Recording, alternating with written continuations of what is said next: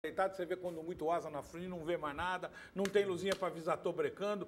E aí, Chiquinho, o que achou? E circuito de rua, né? É desagradável, é desagradável. Ah, mas eu acho que...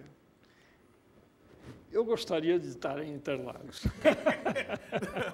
Não, mas achei legal, houve disputas, tá? Justamente os freios da Fórmula Indy, eles proporcionam disputa de freada. Faz o cara frear antes. Né? Tem o seguinte, Edgar, tem um jeito que a gente tem que fazer algumas comparações. Tá? Eu sei disso. Eu acho que a Fórmula 1 precisa dos freios da Fórmula Indy. Isso, para mim, é uma coisa que, se não fizerem isso, vai morrer a Fórmula 1. Tá? Porque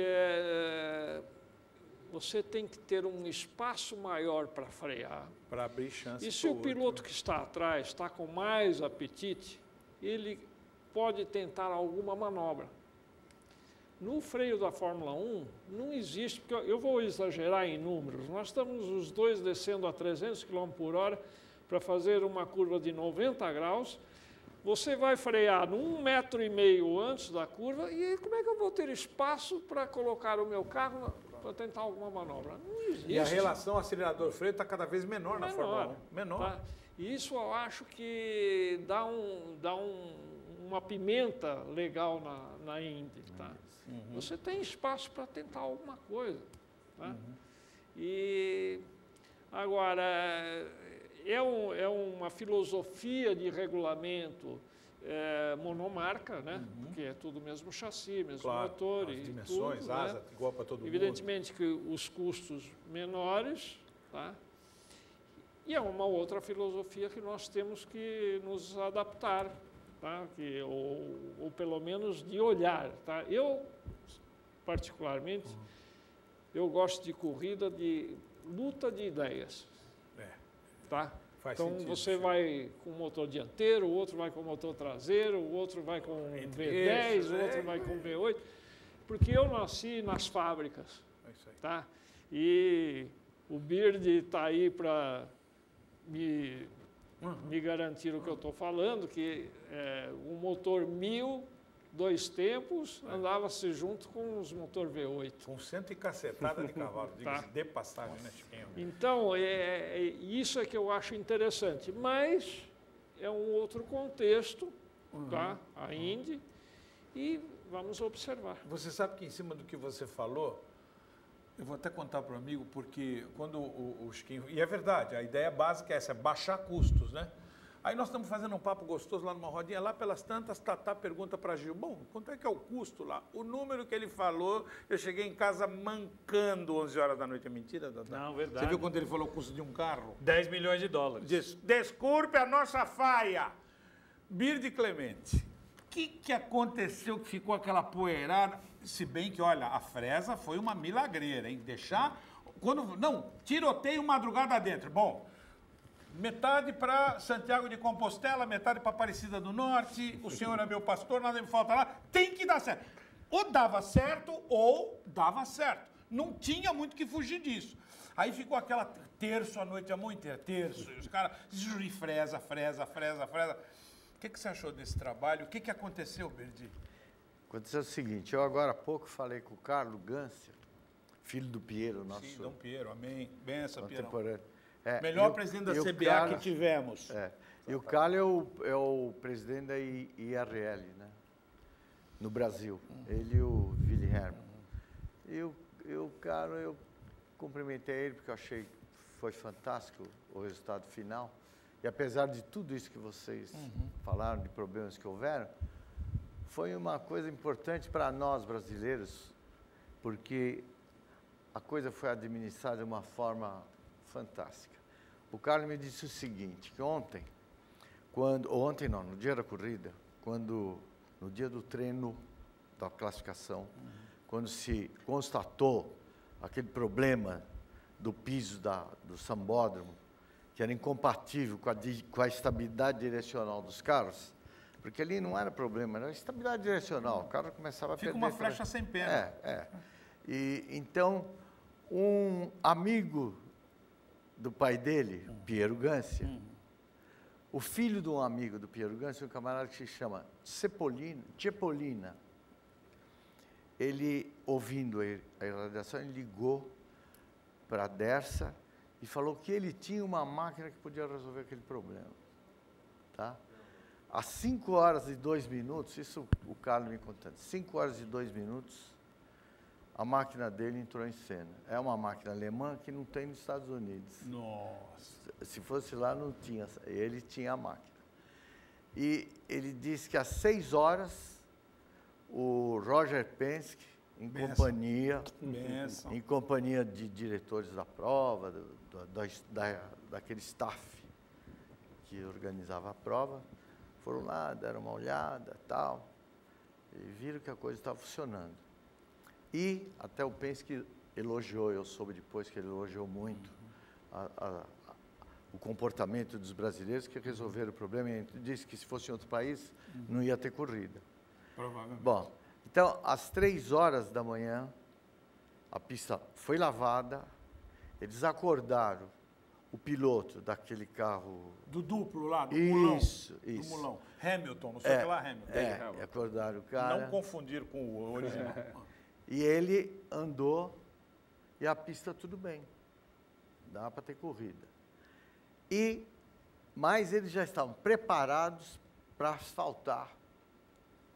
Estava tudo preparado para asfaltar aquele pedaço do problema. Isso foi muito legal. E disse que às 11 horas da manhã, quando teve o briefing, né, com os pilotos aplaudindo de pé o Carlos Gancia e o Willy Hermann. Pelo trabalho feito demais. Bom, porque defenderam o pênalti. Claro. Então, eu ouvi, acho que você mesmo me falou, alguém me falou, que houve uma manifestação geral, principalmente dos estrangeiros, que estavam admirados de ver como aquele problema foi tratado aqui. E nós não podemos nos esquecer que tudo aquilo foi feito em um prazo muito curto, parece de 3 ou 4 meses. Então, é uma coisa que eu acho que, no fim, serviu como uma coisa positiva que aconteceu aqui. Agora, posso falar uma outra coisa? Por gentileza? Por favor. Você pode falar sempre o que você quiser. Tá bom. Eu tenho que tomar benção. Não, ó, você e o Chiquinho estavam falando sobre o problema, eu achei tão legal. Nós três na frente do carro do Mário Moraes. Isso. Né? Isso. E o Chiquinho estava lá com aquela minúcia dele, querendo falar, tá. E você falou, poxa, como é que pode, num banquete de lagosta, os caras estão fazendo economia de palito, não foi? É verdade. Já fiquei ligado. O Chiquinho já tinha arrumado 34 defeitos no projeto, isso aqui no pré, que lá para jogar fora, os caras estão malucos. E aí, você falou, poxa, a Fórmula 1 tem 4 pinças em cada roda, ou 2 pinças em cada roda, e aqui tem uma só. E o Chico falou um negócio que eu achei que matou. Genial. Ele falou, isso cria um espaço de cada freada, que é o espaço que o piloto tem para fazer alguma coisa. Abre um buraco para o outro. Então, o que eu acho de tudo isso é que o avanço da tecnologia, essa coisa que está nos videogames, que o moleque com 5, 6 anos já começa a viver, e é um automobilismo virtual, né, de mentirinha, tá? E ele vai se materializando dentro dos carros de corrida, ele está se materializando. Se a gente começar a ver coisas aí, você fica bobo. Isso aí, quanto mais a tecnologia está entrando nos carros de corrida, menos espaço os pilotos têm para trabalhar. Entendeu? Então, o camarada para ser um corredor de automóvel, ele tem que ser um sujeito preparado física e mentalmente, né? Porque ele vai ser um operador de um equipamento sofisticadíssimo e ele vai ter um físico para suportar aquela força imensa, força G, para frente, para trás, de um lado, do outro. O sangue fica passeando dentro do corpo dele e a mente tem que ficar a pleno, né? Eu acho que não existe nenhuma atividade comparável a de um piloto hoje, dessas últimas categorias principais, né? Eu acho que tudo isso daí é uma coisa que a gente tem que aceitar. Eu costumo dizer, Dentro a gente dessa tem que filosofia, Bird, você vê que hoje o piloto tem que se preparar, né, com todos esses detalhes que você colocou muito bem, na mesma linha que antigamente, quando você queria voar, você ia tirar brevet, né? Hoje você tem que ser um programador, porque hoje o copiloto, o que ele é? Programador. Precisa ter 4, 5 mil horas como programador para poder sentar à direita no Boeing, voar 8 anos para depois chegar ao comando, e nada mais é do que um programador. Quer dizer, aquele avião de pé e mão que os comandantes gostavam, que eram os carros que vocês guiavam, aquilo acabou, sócio. Hoje o computador diz precisamente quando você tem que virar. Se você fizer isso aqui, já dá 1/1000 de diferença. Então já não é mais... Antigamente, lembra? Dividia a pista em 3 etapas. Bird vai lá, descasca na primeira e na segunda etapa e tira o pé na terceira. Porque senão o Greco fica lá de olho e ele pega os tempos. Aí você ia lá, descascava no primeiro, no segundo. Chiquinho, segundo e terceiro manda bala, depois de 2 acelera no primeiro, pra gente ter ideia de quanto vira. Hoje no computador os caras vão lá, vai no 1000º. Porque quando o carro faz isso, já voou 0,2. Então, o que virou? Autorama. Cadê aqueles carros que vocês guiaram, que vinha na galega? Otávio, o que achou? Não, e aí, voltando na história do freio, né, a gente fica entendendo a diferença dos corajosos para os covardes. Né? Porque eu pensei exatamente ao contrário e fiz a pergunta quando a gente estava na pesagem e na metragem do carro do Rafael. Eu falei, Edgar, mas um motor desse tamanho, nesse lugar aqui, só com um par de pinças, isso não vai brecar. É verdade. Foi a primeira pergunta que eu te fiz. Vem no paraquedas e no pé para fora. Isso não vai brecar. A diferença entre quem pensou com coragem, quem pensa com coragem, que quem dirigiu o automóvel de corrida como vocês dirigiram, na velocidade que vocês dirigiram, tem que ter coragem. E pensar como o covarde, que é um motorista de rua, que é o que eu sou, pensando absolutamente em segurança. Foi a primeira pergunta que eu te fiz. Por isso eu achava até, sei lá como é o regulamento, o que ele disse, se ele é perpétuo ou não, podia ser acrescentado, porque como o Takuma passou direto ali, também poderia ter acontecido um acidente de proporções enormes. Passa em cima de uma zebra, levanta o carro, bate, explode, morre nego na arquibancada, é um negócio terrível. Mas, Tata, e acho que pensando pela sua visão, é isso mesmo. O que veio na cabeça dele foi o HD da Fórmula 1. Foi exatamente isso. Eu vou acelerar, na hora que eu quiser eu breco. Aí lembra, só que esqueceu que tinha 2 pinças. Em relação ao problema da pista, esse maquinário, parece, ele foi o mesmo que auxiliou a fazer a fresa do aeroporto de Congonhas, que também teve que ser um negócio do dia para a noite. Isso. Eles passaram a noite assoprando. O tardo groove. Eles passaram a noite assoprando, defender aqui a organização, tinham assoprando, tinha lavagem, mas 40 caminhões não se tira desse jeito. Tanto que depois que choveu, a poeira diminuiu um absurdo. Antes de chover, eu fui na curva ao contrário do que o Dedé foi. Se você não tivesse de óculos escuros ali, como eu estava, você não conseguia, você olhava para as pessoas, estava assim, porque aquela poeira, a fuligem estava subindo. Levaram o velho Moura Brasil. Muito forte. E voltar num negócio que o Bird falou a respeito do marketing do Elinho, na entrevista que nós fizemos, eu e o Edgar com o Elinho, foi a primeira pergunta que eu fiz a ele. Falei, você é especialista de marketing, o que você fez com o negócio do Homem-Aranha, subir alambrado, e para nossa surpresa ele falou que foi absolutamente tudo sem querer. Ele não fez nunca nada de propósito, é incrível. Que coisa, né? Muito bem. Tá gostando? Tá bom o papo? Tá, né? Só um pouquinho. Eu já volto já. Caio de Carvalho. Secretário, parabéns. Saiu. Ah, mas teve. Tem. Ah, mas não ficou. É o primeiro tiro, né, secretário? A gente vê onde a bala cai. Opa! Aí, 34, 42, 57, 087, 31, 40. Já o que vale foi a intenção. O que valeu foi a intenção. Saiu. Fizemos a corrida. E agora... forcinha para ir para Interlagos, né? Mas que seja no Anhembi, mas que o engenheiro, o senhor Tony Costa, não seja tão radical, porque mudou para cá em janeiro e não viu que encheu de água. Mudou para cá, não pediu para pegar um Fórmula 3 sul-americano num domingo à tarde que não tem ninguém. No Marginal vai ter sempre gente. Ah, não, está... vai lá agora, ó. São 17h41. Vai lá para ver se está vazia a Marginal. Não está nunca, né? Seu Cortman, por gentileza, quando é assim, temos um Fórmula 3, dessa aqui a... Olha, quando nós chegamos na pista, na sexta-feira, eu fui com o Marcelo, e a suspensão do carro dele é uma suspensão já um pouquinho mais agressiva.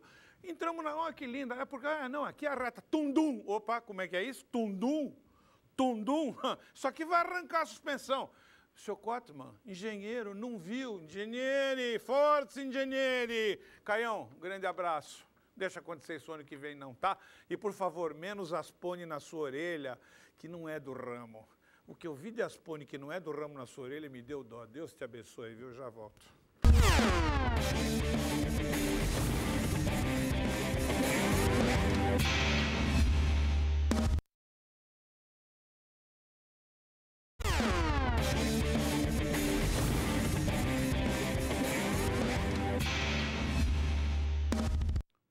o 100º Roda de Boxe, que coisa boa, né? Há 100 programas aqui junto com vocês, mostrando coisas ligadas à sua paixão, porque são coisas da nossa paixão. Que gostoso nesse 100º programa, está podendo repercutir a volta da Indy para o Brasil. Bem-vinda, Indy.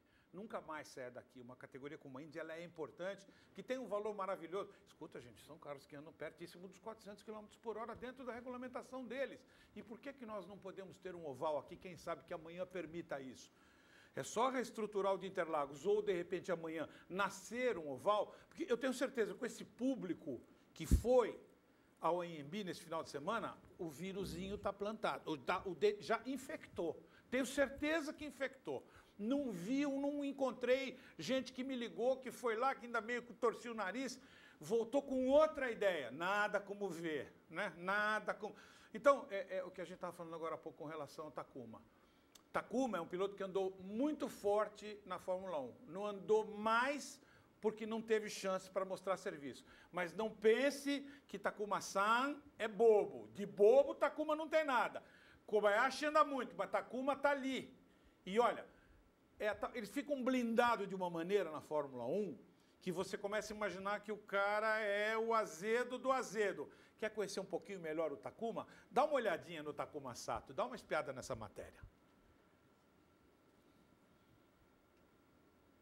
First of all, this is my very first experience in IndyCar, so I'm very excited about it, of course. Just happy as I back in racing. You know, last 2 seasons was difficult as a racing driver. Not to do racing is the most difficult things, but I'm very happy to back in the car, particularly with the environment I've got in the KB Racing. It's such a potential team to challenge in top field. And you know, IndyCar Series looks to me is a very good, well organization, so I'm very happy with it. In the future, things we never know. You know, nobody knows really. But I just wanted to concentrate on 100% on IndyCar right now, of course. But this gives me the more opportunity to open anything for the future, not only for the Formula One. So I'd like to build myself to back in the racing. That's the most important thing. I think in a way there's a lot of similarity, but also there is lots of different things as well. I mean, if you go deep in technical side, of course cars very different, but still it's open wheel, you know, formula. And then to me, one of the greatest things in IndyCar series is basically the equipment we all have is basically equal. So although the big team has got a little beneficial, of course, but I think you know, this is great that everybody be able to challenge in top field. Whether in F1, you have to be on the right timing and the right place with a great environment to be able to challenge on top, which is not anyone can do. But here in Indy, there is at least opportunity for the chance, which is great for the pure driver's point of view. And as you can see on this paddock, there's no partition, very open, and very in a friendly environment, and I feel really happy and comfortable. Eu acho que deu para vocês sentirem a diferença e deu para vocês perceberem a alegria dele. Se por acaso não der certo ele voltar para a Fórmula 1, claro que o futuro a Deus pertence, mas posso garantir para vocês que ele não vai se incomodar nem um pouquinho de continuar na Indy. Acho muito bom para ele, acho bom para a equipe KV, acho muito bom porque o Takuma é um cara rápido, acho bom para o Marinho, porque o Marinho tem um piloto rápido. Eu acho que a melhor coisa que existe para motivar o piloto é ter um Butina junto, né? Não pensem vocês que o Chiquinho se motivava muito quando tinha que, quando pegava um Bird pela proa, quando pegava um Luizinho pela proa e vice-versa. Que não tem moleza na sua vida, você tem que estar sempre se apurando.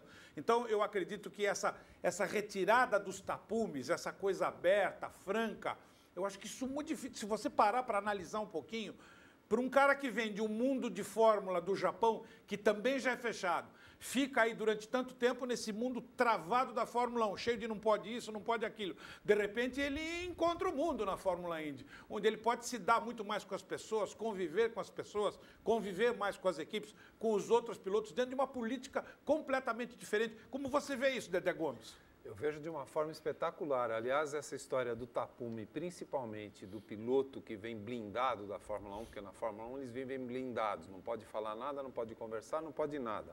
O maior exemplo que nós temos, quem era o maior limão da Fórmula 1? Ave Maria. Nigel Mansell. Nossa, Quando ele chegou na Fórmula Indy, ele começou a descobrir aquele ambiente, ele se transformou completamente. Ele não era o leão inglês como nós conhecíamos, mas ele se transformou. Ele era um cara simpático, dava autógrafo e mais. Ele descobriu que o Fórmula Indy às vezes dava para encostar no muro e voltar e não acontecia nada. Não acontecia nada, Porque o Fórmula 1, exatamente. se você pegar uma lavadeira, se você pegar uma chicane errada, você entorta a suspensão. Então, no Fórmula Indy acontece isso. Eu acho, ele é um piloto extremamente rápido, o Takuma, eu acho que ele vai dar resultado e ele vai incomodar esse pessoal. Voltando um pouquinho atrás daquilo que você falou no início, eu creio também pelos 2 dias de treino e depois pela classificação, a corrida tinha mais ou menos delineado uma briga entre os carros da Chip Ganassi e exatamente o Will Power, porque é um piloto que eu fiquei impressionadíssimo de vê-lo. Eu não havia visto ainda, é a primeira vez que eu vejo, e principalmente ganhando no circuito de rua, e aí faz jus o que ele fez na pré-temporada, porque ele saiu com os melhores tempos lá do Alabama, e aí já mostrou o que é, e numa equipe que não brinca, né? Penske, então a coisa é muito séria. Agora, da parte dos brasileiros, se você me permite, eu tenho a impressão, o coitado do Tony, ele realmente tinha uma chance até de brigar pela corrida e tomou uma pancada por trás, não sabe nem de onde veio, o que aconteceu, deve estar procurando coitado. até agora.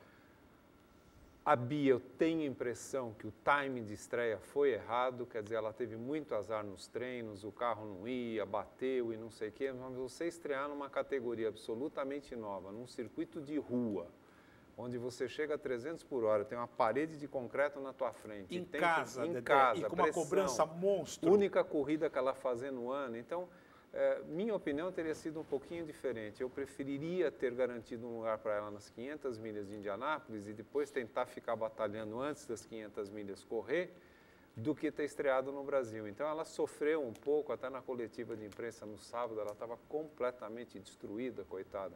Mas no domingo ela acabou vindo bem, acabou se entendendo na corrida.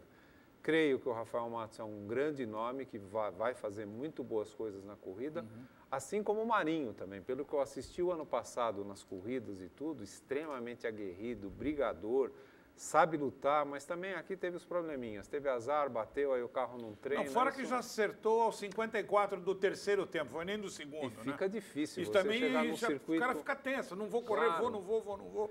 E eu acho, eu não sei, é uma sensação que a gente tem. Se colocarmos ele aqui, ele falar, não, eu dei 120% do que eu poderia dar, mas Sem eu dúvida. creio que o Elinho, esse fim de semana, ele não estava o Elinho de sempre. É uma sensação que eu tenho.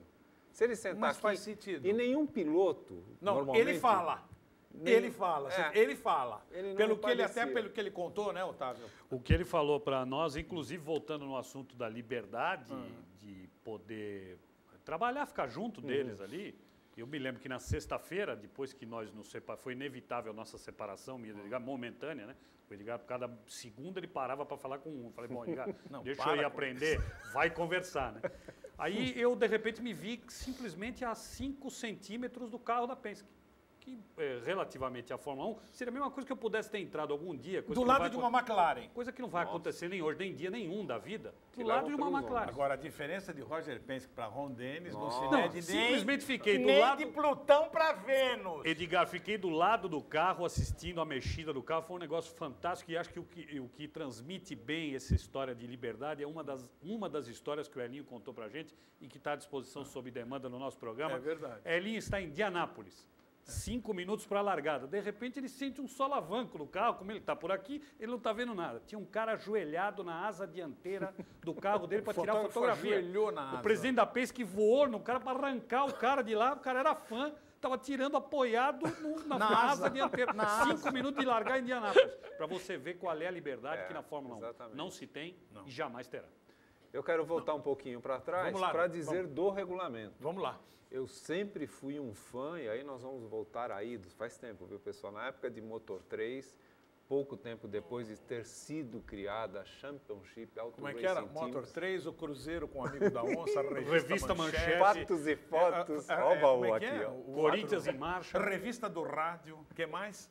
Vamos lá, Daniel. Oh, Chega. para. Oh, E aí, desde a época que a kart foi criada, porque antigamente ela era da USAC, Isso, e o que era Zac. uma confusão, eram umas corridas Nossa. baseadas nas 500 milhas, depois tinha algumas corridas mais ou menos entre amigos. E quando foi criada a kart, foi quando ela veio se profissionalizando, até chegar ao seu grande momento nos anos 90, que foi realmente uma explosão da categoria. Mas O grande segredo da categoria, da kart original e desta Fórmula Indy, é o formato do regulamento. Eu sempre escrevi, agora custa 10 milhões um carro, mas hoje se você tiver 100 milhões para fazer uma equipe de Fórmula Indy com 2 carros, você vai guardar pelo menos 60 milhões que você não vai gastar. A categoria não permite. A categoria é igual para todo mundo, mesmo quando você tem multi-chassis. O que eu acho que é uma pequena falha nesta IRL nesse momento. Eu creio que deveria ter mais opções de chassis e mais opções de motores, e não ser uma monomarca como é. Parece que vem para 2012, 2014. Tem alguma coisa programada. O grande segredo da Indy, de um modo geral, desde aquele período nos anos 80 até hoje, é que ela se manteve como um regulamento estándar. A barra de suspensão tem que ser desta grossura, igual para todo mundo. Diferente novamente de Fórmula 1, se achar uma folha de papel, põe lá, funciona, põe. Se matar o piloto, é outro problema. E todo ano tem um truque na manga, né? Exatamente. Cada Um ano é o difusor de 5 andares, no outro ano é a presopopeia de 15 tomadas de ar. Agora tampa com o joelho para o ar circular. Tampa com o joelho. O cara já vai dentro um esquife lá dentro. Ainda tem que tampar com o joelho o buraco que é pro óleo. Aí o ar não desce, continua, passa pela garganta dele, sai aqui no ouvido, desce a reta e vai entortar a asa. O difusor do capacete que vai cair. Para cair na asa, para entortar a asa no fim. Para com isso, Jesus Cristo. Em cima dessa história da Ozaki, Birdi, e aí você vai lembrar, Chiquinho também, Colin Chapman, benção. Dona Ezel, Colin Chapman, sabia? Chegaram na Inglaterra, quer correr em Indianápolis? 500 milhas? Os carros são esquisitos. Os carros na Índia eram assim. Isso. Tá certo? Era assim. Pneu desse tamanho do lado direito, tudo do lado direito. Mola desse tamanho do lado direito e do lado esquerdo era assim. Se você me permite, 1 metro de suspensão do lado direito e 30 centímetros do lado esquerdo. Popular desguelha. Ele falou, vou levar minhas lotes. Você está louco? Eu disse, não, vou levar minhas lotes lá. Pegou 2 caras, ô, Jim Clark, tá fazendo o que esse final de semana? Vamos lá para a Índia. Gran Rio, vem aqui comigo. Pegou 2 lotes, se enfiou o motor V8 na lotezinha. Mas e o câmbio? Vai 5 marchas aí, mano. Perderam o caminho de cá. Chegaram lá, ganharam tudo. E aí que acabou esses carros de esguelha, o tal do simétrico. Lembra? Então, de lá para cá, a categoria vem. Por isso que eu acho que vamos ter novidades. Chiquinho, como você vê essa categoria para Brasil? De repente, 7 brasileiros, sem contar que já fizeram um belíssimo esparramo na Indy Lights, que é uma bela categoria, porque anda igualzinho em todos os circuitos que anda a Indy. Fala um pouquinho desse enxame, que Deus permita que continue, porque, de repente, a gente tem batido muito aqui no nosso roda de boxe, a meninada que vem. Você não precisa só ir para a Fórmula 1 para ser feliz, não. João Paulo de Oliveira está aí, corre no Japão, que um carro de corrida de 7 dias da semana, 6,5. Dorme 15 minutos, que é Nissan com 500 cavalos, é não sei o que lá com 800 cavalos. Essa é testa pneu. Então você não precisa da Fórmula 1 para ser feliz. Você pode ser feliz em outras categorias, como você vê a alegria do Elinho, como você vê os meninos que estão hoje na Índia aí, explodindo de alegria.